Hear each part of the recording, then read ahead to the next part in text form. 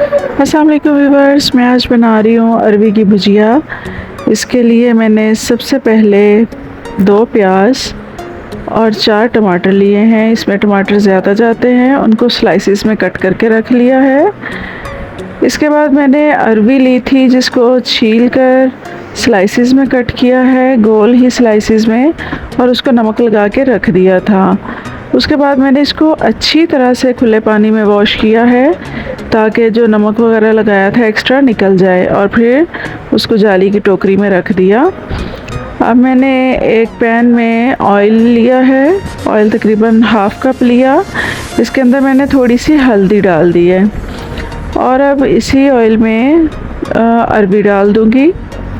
اروی ڈال کر اس کو میں نے اچھی طرح سے فرائی کرنا ہے۔ اس کو بہت اچھا سا فرائی کرنا ہے تاکہ یہ گولڈن سا کلر اس میں آ جائے۔ 10 منٹ تک تقریباً لگ جاتے ہیں۔ اس کو فرائی کر کے پھر میں نے اس کو آئل میں سے باہر نکال لیا۔ آئل میں سے ہم نے ساری اروی کو سٹرین کر کے نکال لینا ہے۔ اس کے بعد ہم اس کا مسالہ بنائیں گے۔ مسالے کے لیے پیاز اور ٹماٹر تو میں نے کٹ کر کے رکھا ہوا ہے۔ اس کے علاوہ ادرک لہسن پیسٹ جاتا ہے، وہ پہلے سے بنا ہوا ہے۔ 1 چمچ میں نے 1.5 چمچ تقریباً ادرک لہسن پیسٹ ڈالا ہے۔ اب اس میں پیاز کے سلائسز پہلے ڈال دیے تاکہ تھوڑے سافٹ ہو جائیں۔ ویورز، یہاں پہ میں نے تھوڑا اور آئل ڈالنا ہے اس میں، لیکن میرے پاس پہلے کا آئل پڑا ہوا ہے جو کہ میں نے مٹن کڑھائی بنائی تھی اس میں سے بچ گیا تھا، تو میں نے وہی والا آئل اس میں یوز کیا ہے۔ اس کا بہت اچھا فلیور آ جائے گا۔ نہیں ہے تو آپ سمپل آئل اور ڈال دیں۔ تقریباً یہ 1 کپ میں نے اور آئل ڈال دیا ہے۔ اب اس میں ٹماٹر بھی ڈال دوں گی۔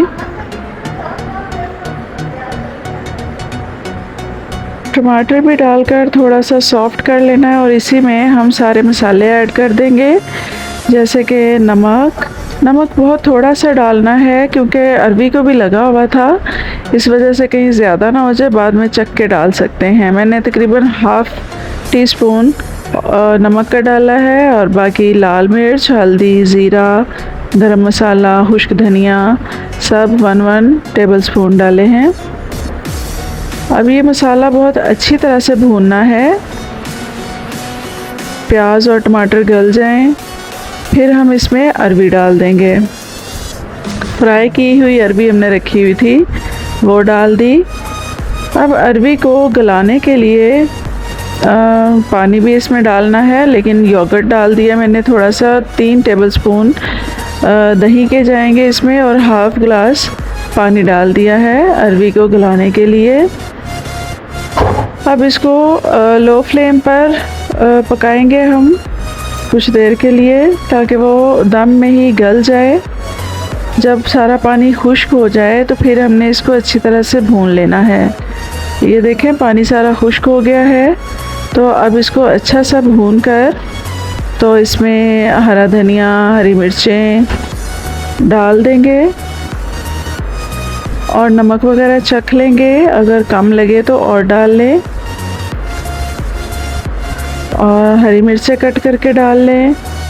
اروی مسالہ تیار ہے۔ اس کو سیلڈ، رائتے، لیمن اور ہری مرچوں کے ساتھ سرو کریں۔